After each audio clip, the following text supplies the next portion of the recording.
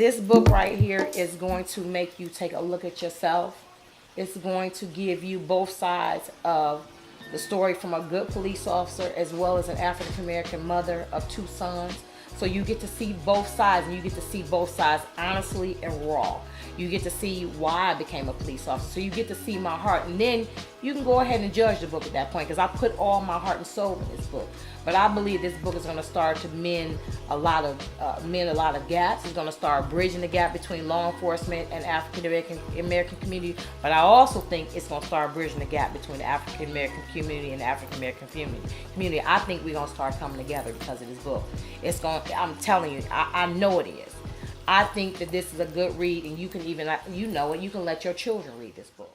Should we just come to terms with not accepting, but there's always going to be racism, no matter what. You can't get rid of racism, and there will always be a racist police officer, because if we come to that terms, to that acceptance, then maybe we won't overreact, or one bad officer will represent the whole department.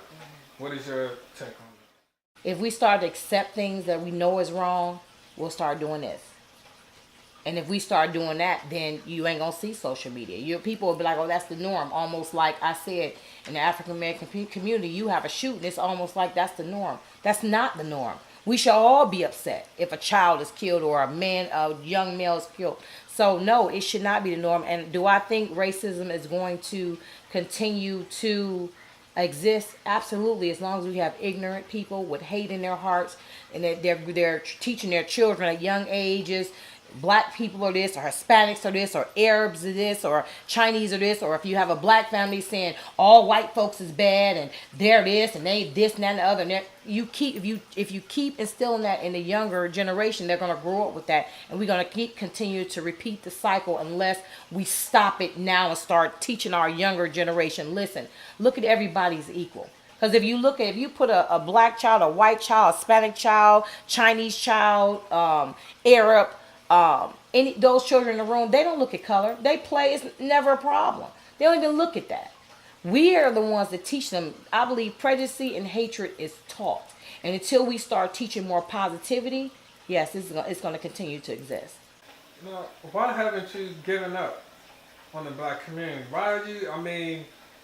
You're getting these letters. People don't appreciate you. You put your life on the line.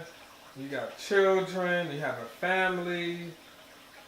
Why just give up? Just say, look, y'all don't care. I don't care. I'm going to just do my job. But yet you out here, you got the book.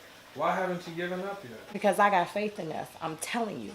When I say I know we going to get better, I know we going to get better. I feel like if I stop, I'm part of the problem. Even though I'm not running out or hurting nobody, I'm part of the problem. I know that some people just need to know somebody cares. I've seen just me talking to people how they turn their lives around. I've seen girls and males that were not going to graduate from high school come back and later say, Officer Jones, thank you. I've had a female be locked up in the back of my car and say, if it wasn't for you, you saved my life.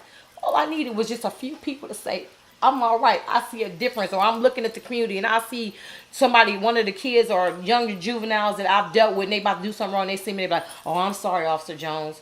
That tells me I'm making a difference. And to get the love from this book, I'm not stopping. I'm going to keep going until I really see that we're making a difference. And that may be to my very last breath. Should we wait for the police to get better or begin to police our own communities? I think we need to start policing our own communities, but you do it in a respectful way. How we used to have neighborhood watches, remember? It used to be, I don't know if y'all remember, you may be too young.